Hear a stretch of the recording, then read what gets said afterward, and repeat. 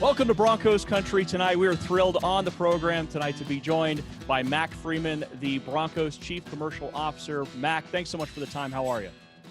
Doing good, hanging in there, and good to be with you guys. Definitely, and that's, I guess, all we can really do at this point is all hang in there.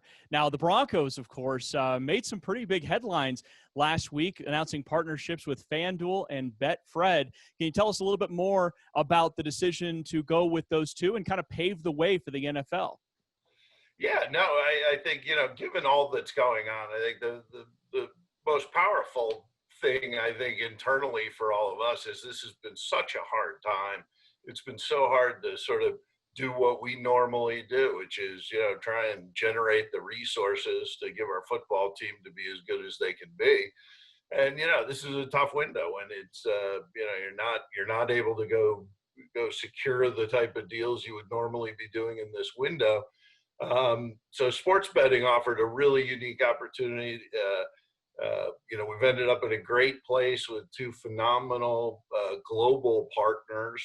And, we're excited about going down the path with them. I think we've learned since the Supreme Court sort of opened up sports betting, it's rolling out across the country. We were fortunate, I think, that Colorado was one of the early movers. So that's why we got to break some of the ground here and doing the first team deal in this space, given the new league definition. So exciting time. These are both really innovative, engaging partners.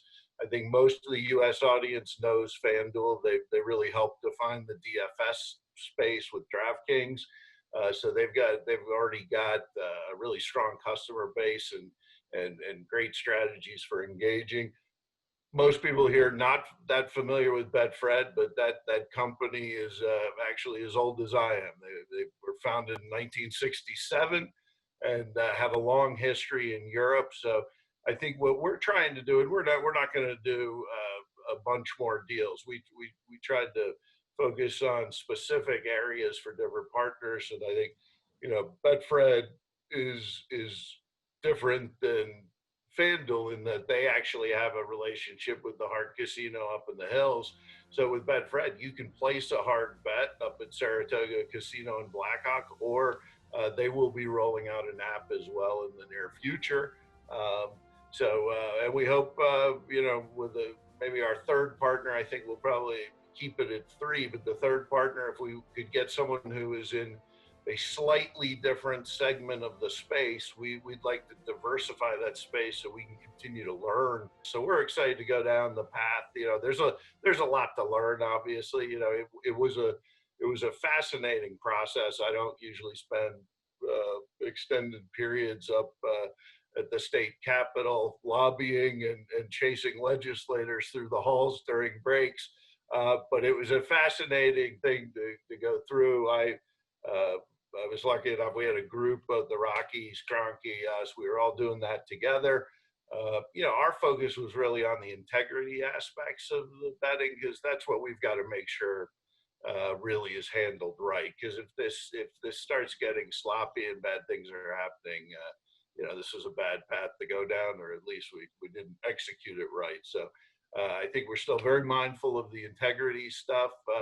And that's going to come into play as this evolves, right? Prop bets, I think, are the ones that give most people the biggest heartache, especially prop bets that, one player could affect, right? A bet where you said, the kicker's going to kick the opening kickoff out of bounds, right? You wouldn't want that as a bet because it's just too easy to create problems. So it's been a long 2-year road, but like I said, in the context of what's happening now, this was a really positive thing for all of us to get one across the goal line here in a window that's very difficult to be putting it in the end zone these days.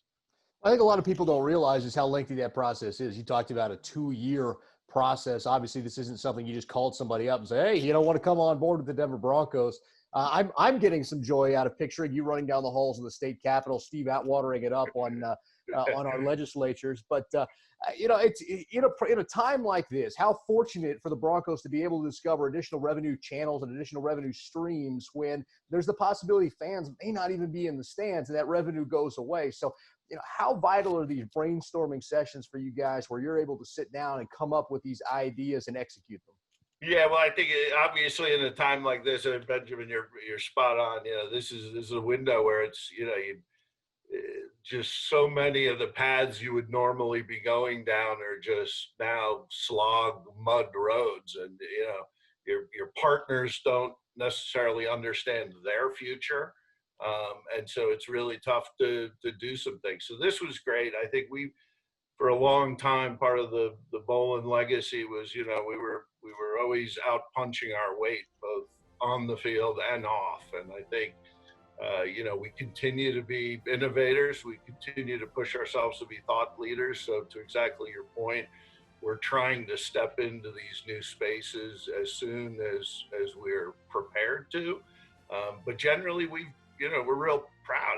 I think we were one of the first teams into mobile ticketing, and boy, none of us had any sense COVID was coming. But if you were not a mobile team right now, you are in deep trouble. And so, a lot of the stuff we've been doing that did put us in leadership roles, I think, is actually put us in a really good seat to actually deal with, all these challenges we're dealing with now, which are, obviously unprecedented. No question. And speaking of the game day experience, what are some of the challenges you guys are currently enduring, I guess, as you're trying to get the stadium ready? Again, we don't really know necessarily how many fans, and I've obviously heard a report out there, and I'd love for you to comment on it, whether or not it's going to be left up to kind of local teams, local governments on how many fans can actually be in the stadium. But what are some of the challenges that are presented to you guys? Yeah, well, I don't think Broncos Country Tonight is long enough to list the number of challenges we're facing right now in figuring out the forward path.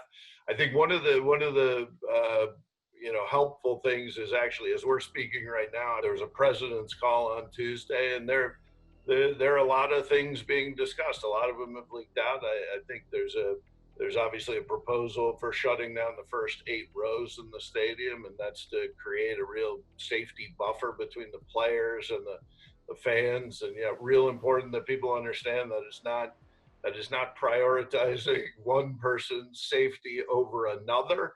That is the reality that if we go down this path and we start playing football, you only want to do that if you can get through a season and have a real season. If you're reading some of these stories, I think there's a Russian soccer league where they were having to put high school players out there because everyone had contracted it. And I know our fans, as much as they,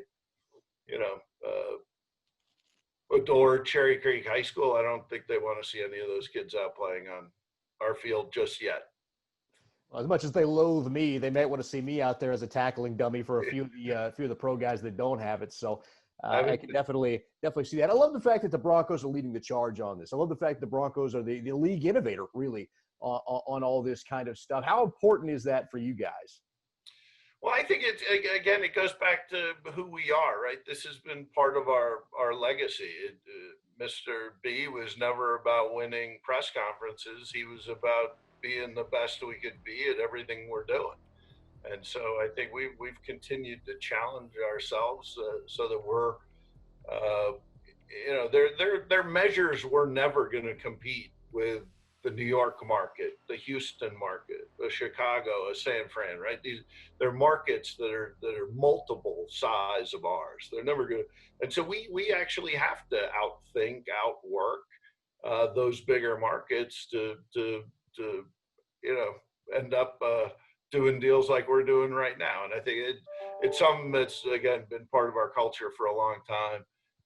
It's part of that just challenging yourself every day to continue to push forward and be on the front end. And obviously, the last several years we're in a just crazy window of change. Everything from how fans consume their stuff, their content, and obviously the COVID thing is now taking it to a whole new level. And we're doing, TV shows via Zoom. Pretty amazing. No question about it. Mac, really great catching up with you. Thank you so much for the time tonight. You got it. Appreciate all you guys do for us. Stay safe, and we'll see you soon. And again, my big gift to you guys was you'll have the only video of this hair. So congratulations. It's